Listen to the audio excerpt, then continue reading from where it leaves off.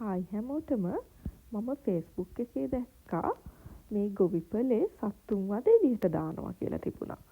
මොකද දැන් සීත කාලේ ඉවර වෙලා රස්නේ කාලෙට යන්න හදන නිසා මෙයාලව දැන් එළියට දාලා තියෙන්නේ. දැන් අද ටිකක් අවුව තියෙනවා. ඒ වගේම හුලං ගොඩක් තියෙනවා. සීතයි ඒකම. ඒත් අපි හිතුව මෙයාලව බලන්න එන්න. මේ ඉන්නේ බැටළුවෝ. ඕගොල්ලන්ට දෙන්නෙක්ව පේනවනේ. ඉතින් අපි දැන් බලමු මේ ගොවිපලේ ඇතුළ. මේ තියෙන්නේ ඇතුළට ගියාම කොහොමද ඕගොල්ලන්ට තියෙන්නේ කියලා බලන්න පුළුවන්. මේක ගොඩාක් ලොකු තැනක් නෙමේ. හැබැයි මෙතන අශ්වයෝ කුකුල්ලෝ හිටියා. එතකොට බැටළුවෝ හිටියා. දැන් සීත කාලේ නම් අශ්වයෝ ඉන්නේ ඇතුලේ.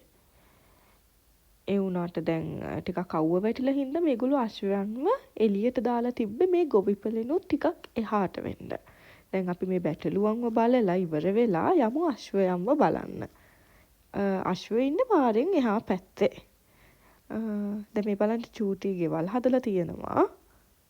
සත්තුන්ට ලස්සන චූටි ගෙවල්. එතකොට දැන් මේ අපි යන්නේ අශ්වයෝ බලන්න. මේ දැන් පාර දිගේ ඇවිදගෙන ගියාම අරගොල්ලන්ට දුර පේන්නේ අශ්වයෝ ඉන්නවා කීප දෙනෙක්. මේ ඉන්නේ ළඟට කරලා බලා ගන්න පුළුවන් දැන් ගොඩක්.